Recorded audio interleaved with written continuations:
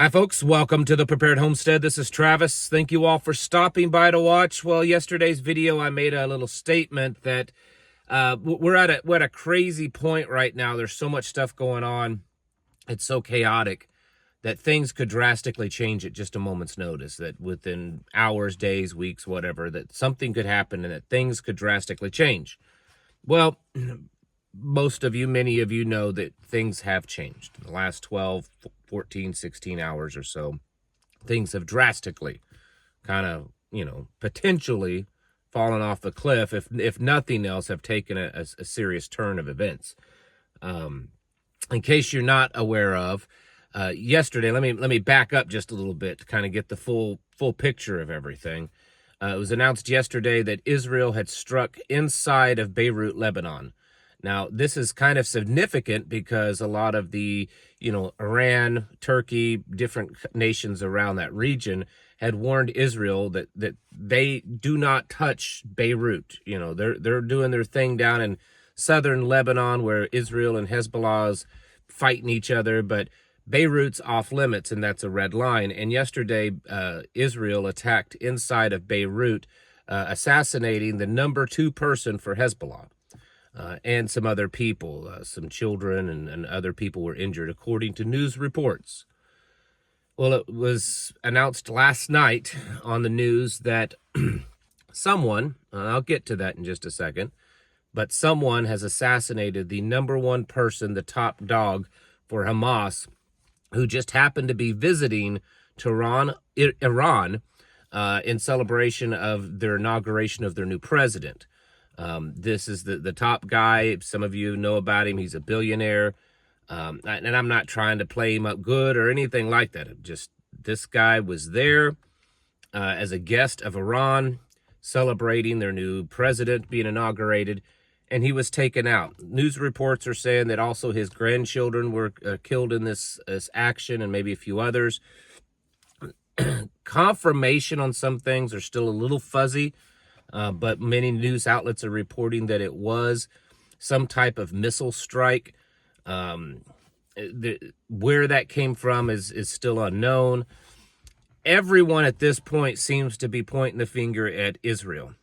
Although, to be clear, Israel as of yet has not taken responsibility for this. It does make sense that it would be Israel or the United States, but Israel would be the biggest candidate for that because, what they'd done just yesterday with Hezbollah. And there were a lot of tweets last night from Israel's Mossad Twitter account, kind of praising this, mocking this event and everything. So it does look like it's Israel. Now, this is extremely serious, folks. Not just for the fact that the top guy for Hamas was taken out. Israel is supposed to be in some type of peaceful negotiations about what's going on in the Gaza Strip. And then this happens. If in fact it is Israel, there's no chance of any kind of ceasefire negotiations at this point. The big thing, though, is that where it was done in the capital city of Iran. Traditionally, most cultures, including our own, but especially over in the Middle East, when you have a guest in your home, you have an obligation to protect them. And if someone does something wrong to that guest while they're in your home, now you have an obligation to go and retaliate. And so this guy was in the capital city of Iran. And it looks like some type of missile strike happened. Or an explosion, maybe a bomb went off, or whatever it was to take this guy out. This is a pretty big escalation, and already all across really the whole world, there has been, criticisms of this, and the Middle East, many of the nations are already coming out saying that, they're going to retaliate. Just in the last few hours, there's been reports of various militaries in that region announcing to, make themselves ready for combat. Things are spiraling as quickly as you would expect. Anthony Blinken, the Secretary of State, said that the United States knew nothing of this, that this is completely a shock to them. But it is interesting that these events happened just almost immediately after Benjamin Netanyahu had been here in the United States meeting with officials and went back home. Is that a coincidence? I guess it's possible.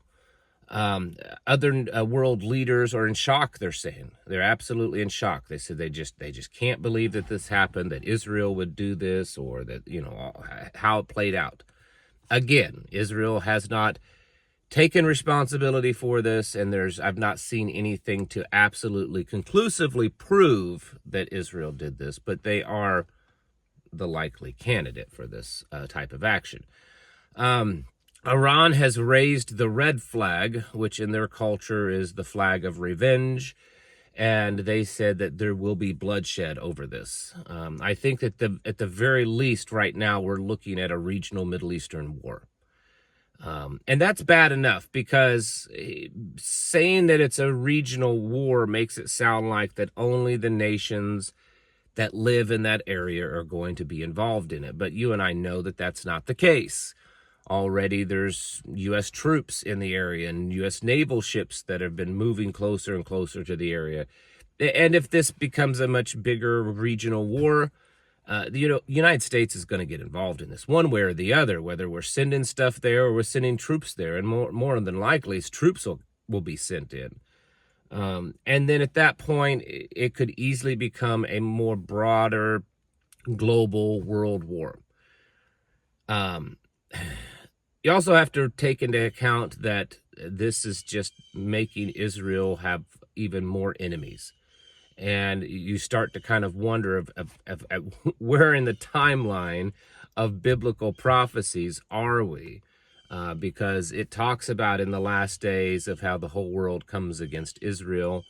That there's this great killing, there's this great war, all of this kind of stuff. And I guess the question that, a lot of you are asking is, are we at that point? Because it does appear that these kind of events are taking place. The thing is as bad as this is, and it's bad. It's bad. I mean, we've got potential nuclear powers here at play. Well, we know Israel has them. I mean, they don't admit, but that we know they have them. And I think that probably Iran either does have them or is very, very close to having them. So we have nuclear powers at play, and then, of course, Turkey and others that could cause this to really spiral. And the more recent past Middle Eastern wars that we were involved in, it wasn't so much that the countries in the region were at war with each other, that we were at war with the region. And so this is different.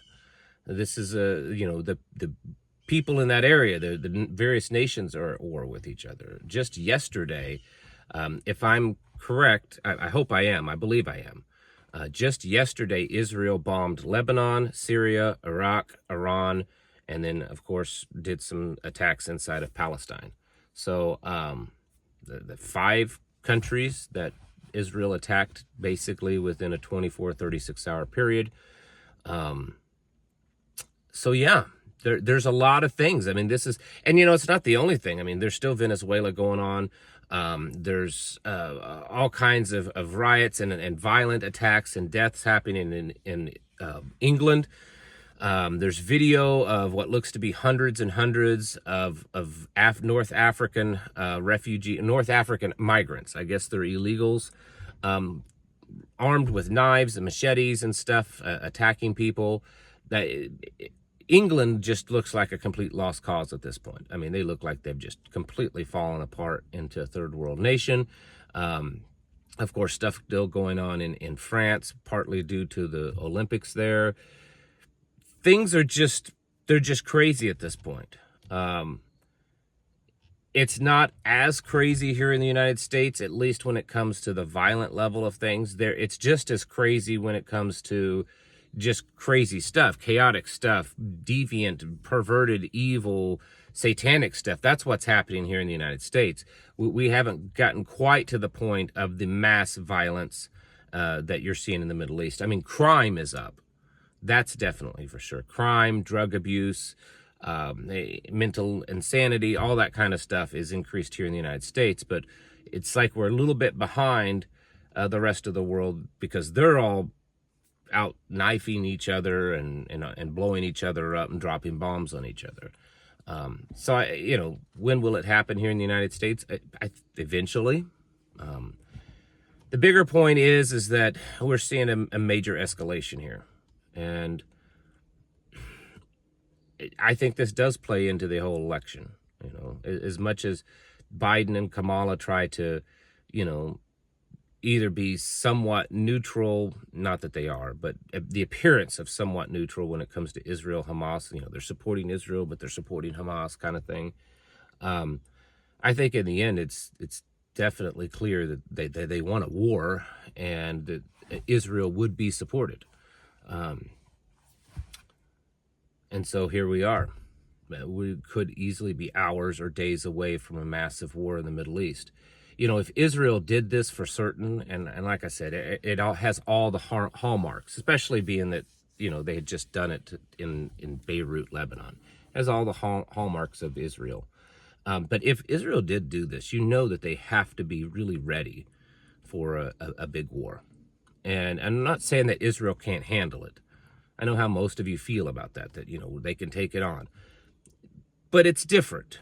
If a broad scale war happens, we're talking Turkey potentially being involved, Iran definitely, Iraq, Syria, Lebanon, Hezbollah, and we're talking a lot of different players here. And so it would be definitely more difficult for Israel than what they've been doing in Gaza. This is huge. This is really, really huge. The assassination of two leaders. It wasn't just that these leaders were assassinated by Israel. It's the location in capital cities of Lebanon and Iran. The capitals. Here's the thing. This is an embarrassment for Iran. So they either pretend like it doesn't exist, which they haven't, or they retaliate even with more aggression because of the humiliation of this happening in their front yard. They allowed it. I mean, whether they allowed it purposefully or just because of their negligence. So, yeah, next few days is going to be crazy. It's going to be a busy week, folks. And you need to be getting yourselves ready. And it just like I tell you, every video all the time, you need to be getting out there and stocking up. You need to be readying yourself, preparing your mind, your body, your soul, everything. Because if the things that's happened over the last few days, a few weeks aren't enough to wake you up. Look what happened in the last 24 hours. That should be plenty to wake you up. It's time to get your houses in order and to prepare yourselves mentally, physically, and spiritually. Thanks for watching, and I'll catch you in the next video.